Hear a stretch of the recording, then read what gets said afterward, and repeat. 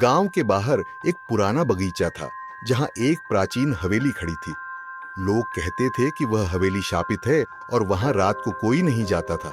लेकिन राहुल, गांव का एक युवा, इन कहानियों पर विश्वास नहीं करता था। एक दिन राहुल ने ठान लिया कि वह उस हवेली में रात बिताकर सबको गलत साबित करेगा। उसने अपनी दोस्त नीरज को भी साथ चलने के लिए मना लिया।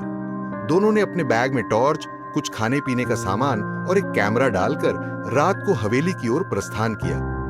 हवेली के पास पहुंचते ही दोनों को एक अजीब सी ठंडक महसूस हुई।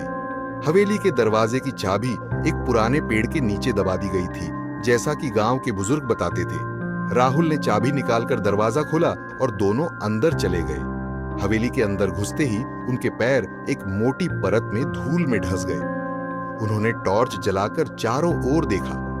हर ओर धूल और जाले थे, जैसे वहां वर्षों से कोई न आया हो।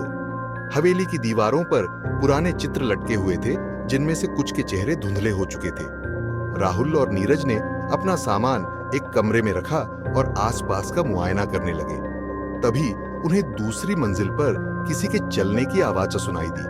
वे दोनों डर गए, लेकिन राहुल ने हिम्मत जुटाकर ऊपर जाने का फैसला किया। जब वे सीढ़ियां चढ़कर ऊपर पहुंचे तो उन्होंने देखा कि वहां कोई नहीं था। नीरज ने कहा, शायद हवा के कारण आवाज आई होगी, लेकिन राहुल को यकीन नहीं हुआ। उन्होंने टॉर्च की रोशनी में देखा कि वहां एक पुराना पियानो रखा था।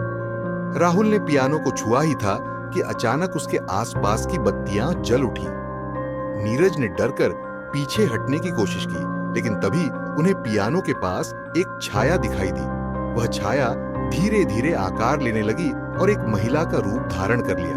महिला का चेहरा दर्द और पीड़ा से भरा हुआ था। उसने राहुल और नीरज की ओर देखा और धीमी आवाज में कहा, मेरी मदद करो। दोनों दोस्त समझ नहीं पाए कि यह सब क्या हो रहा है। महिला ने बताया कि वह इस हवेली की मालकिन थी और उसे यहाँ के नौकरों ने मारकर दीवार में चुनवा दिया था। उसकी आत्मा अब तक मुक्त नहीं हो पाई थी और उसे मुक्ति चाहिए थी। राहुल और नीरज ने उसकी बात मानी और उसके शव को खोजने का प्रयास किया। घंटों की मेहनत के बाद उन्होंने दीवार के पीछे उसका कंकाल पाया और विधिपूर्वक उसकी अंतिम क्रिया की। महिला की आत्मा ने राहत की सांस ली और मुस्कुराते हुए कहा, धन्यवाद, अब मैं मुक्त हूं। और धीरे धीरे वह छाया हवा में घुल गई। राहुल और नीरज ने हवेली से बाहर आकर सबको यह कहानी बताई। गांव के लोग अब हवेली को शापित नहीं मानते थे और वहां जाने से नहीं डरते थे।